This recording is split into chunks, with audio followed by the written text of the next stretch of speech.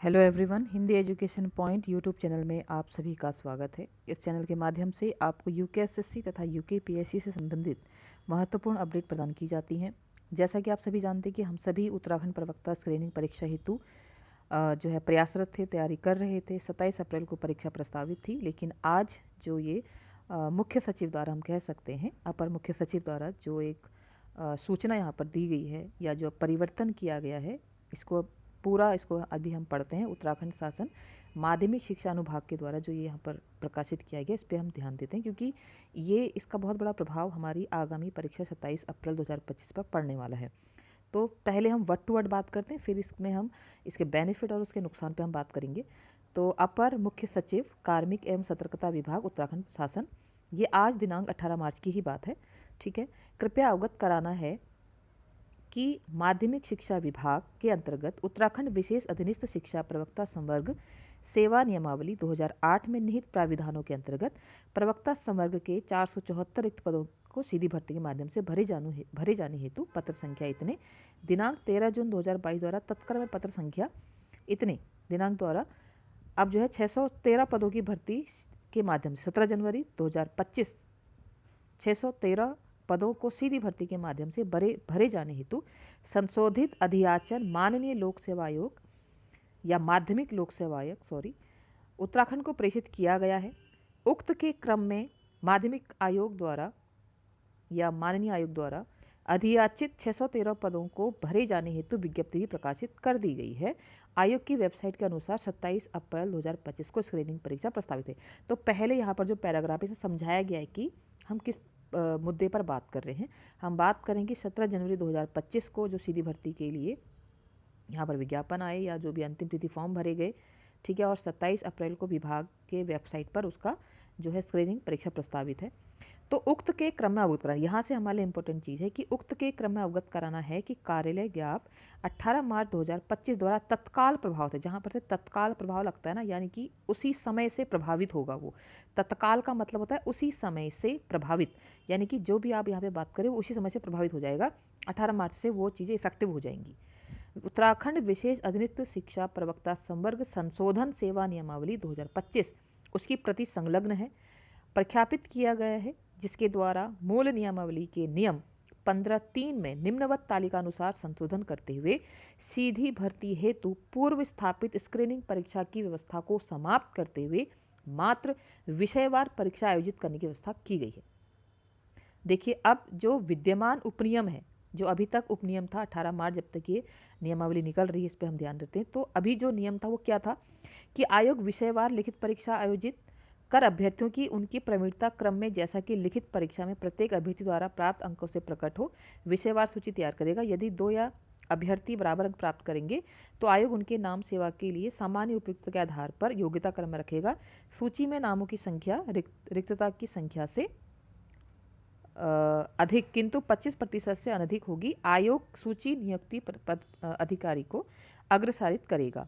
लिखित परीक्षा हेतु अभ्यर्थियों की संख्या अधिक होने पर आयोग द्वारा स्क्रीनिंग परीक्षा आयोजित की जाएगी। स्क्रीनिंग परीक्षा के उपरांत विषयवार लिखित परीक्षा आयोजित की जाएगी। ये पहले था, अभी तक जो हम कर रहे थे तैयारी इसीलिए कर रहे थे क्योंकि एक छन्ना लगाया जाता था प्री का, उसके बाद जो है आप या कह सकते हैं स्क्रीनिंग होती थी, फिर आप सब्जेक्ट का पेपर देते थे। अब लेकिन देखिए एतद द्वारा प्रतिस्थापित उपनियम क्या बना है। अब इसमें क्या कहा जा रहा है कि आयोग विषयवार लिखित परीक्षा आयोजित कर अभ्यर्थियों को उनकी प्रवीणता क्रम में जैसा कि लिखित परीक्षा में प्रत्येक अभ्यर्थी द्वारा प्राप्त अंकों से प्रकट हो विषयवार सूची तैयार करेगा। यदि 2 या 2 से अधिक अभ्यर्थी बराबर अंक प्राप्त करें तो आयु में ज्येष्ठ अभ्यर्थी को नाम सूची से ऊपर रखा जाएगा। यदि 2 या अधिक अभ्यर्थियों की आयु भी समान हो तो अंग्रेजी वर्णमाला के बढ़ते क्रम में उनके नाम रखे जाएंगे। सूची में नामों की संख्या रिक्तियों की संख्या से अधिक किंतु 25% से अनधिक होगी। आयोग सूची नियुक्ति प्राधिकारी को अग्रसरित करेगा। यानी कि सेम टू सेम आप जैसे एलटी का रिजल्ट आता है ना, अब इन्होंने वैसा बना दिया है। तो क्या ये हमारे लिए सही है? देखिए, ये जिनके द्वारा भी किया गया प्रयास है, पहले इन्होंने इसमें से इंटरव्यू हटाया, ठीक हो गया, अब इसमें से स्क्रीनिंग भी हटा दिया, तो अब लेक्चरर का एग्जाम भी आप मान लीजिए एलटी की तरह आपका एक पेपर होगा और उसी पे आपकी कट ऑफ बनेगी। और कट ऑफ का ये तो बहुत पुराना मेथड, इसमें कोई नई बात नहीं है, एज के अकॉर्डिंग आगे करते हैं। सेम नंबर होने पर उस पर आपको अल्फ़ाबेटली फिर अंग्रेजी वर्णमाला के अंतर्गत आपको जो है ऊपर नीचे रखा जाता है।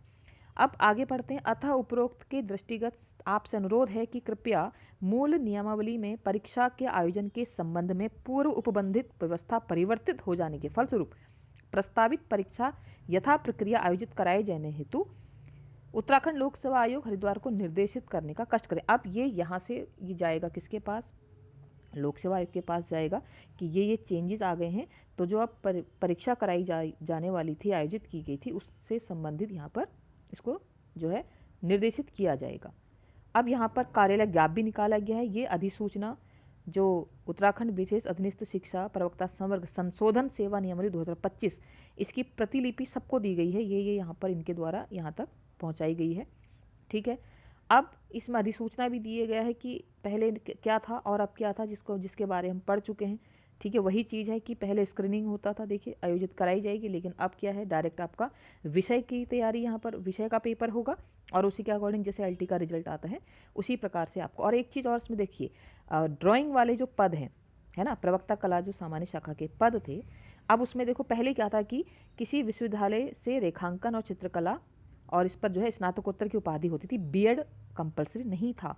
लेकिन अब देखिए इसमें बीएड इंक्लूड कर दिया गया है। आप देखेंगे सेकंड पार्ट कि राष्ट्रीय अध्यापक शिक्षा परिषद द्वारा मान्यता प्राप्त संस्थान से शिक्षा शास्त्र में स्नातक उपाधि बीएड भी होना चाहिए ड्राइंग के साथ। यानी कि पहले ड्राइंग वालों को सिर्फ अपने ड्राइंग पर मास्टरी प्राप्त होने के बाद उनको ड्राइंग टीचर बन जाते थे, लेक्चरर, लेकिन अब उनके लिए बीएड यहाँ पर कंपलसरी कर दिया गया है। ये रविनाथ रामन सचिव इनके द्वारा आज ही निकाला गया है। ये इंग्लिश में और हिंदी में ये प्रतिलिपियाँ उन सभी को भेजी गई हैं जिनका यहाँ पर नाम दिया गया था।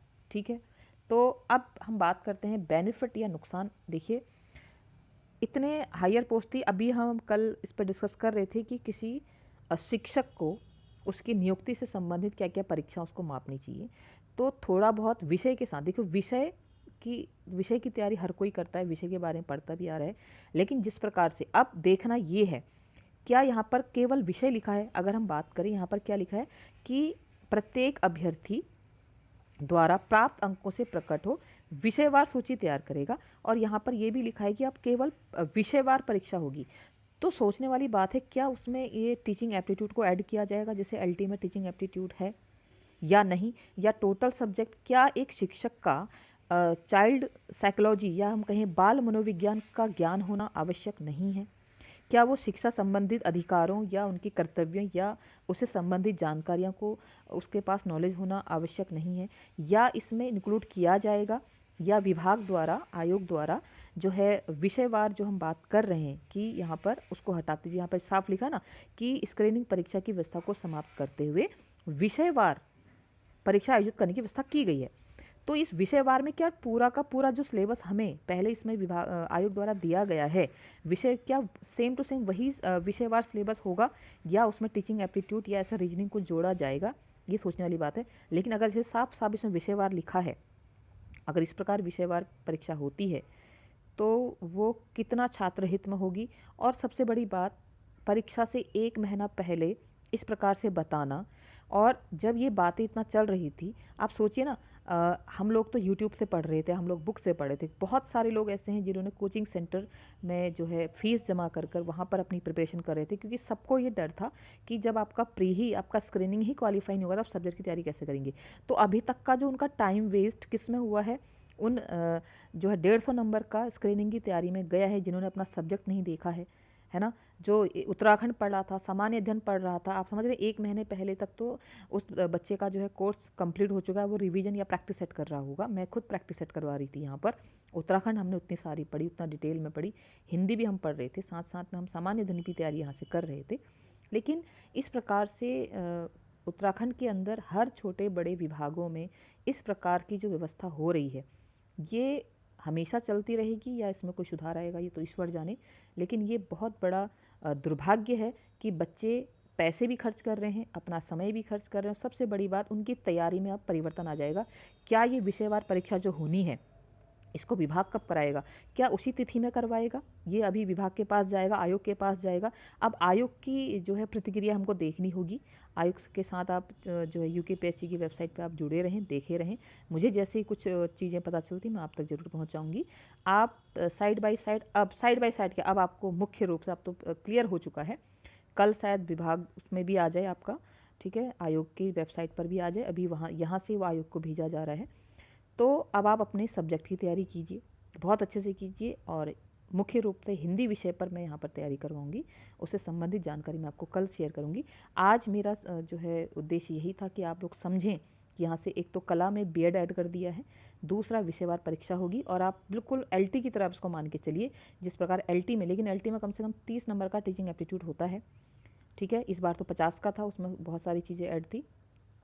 तो अब देखना आगे है कि किस प्रकार से इसको जो है सूचीबद्ध किया जाता है या बांटा जाता है पाठ्यक्रम को, या वही सेम 200 नंबर का जो पेपर होगा उस प्रकार से होता है, ये आगे देखने वाली बात है। आप सभी लोग अपने विषय की तैयारी करते रहे। आज के लिए इतना ही। आप सभी का दिन शुभ हो। बहुत बहुत धन्यवाद।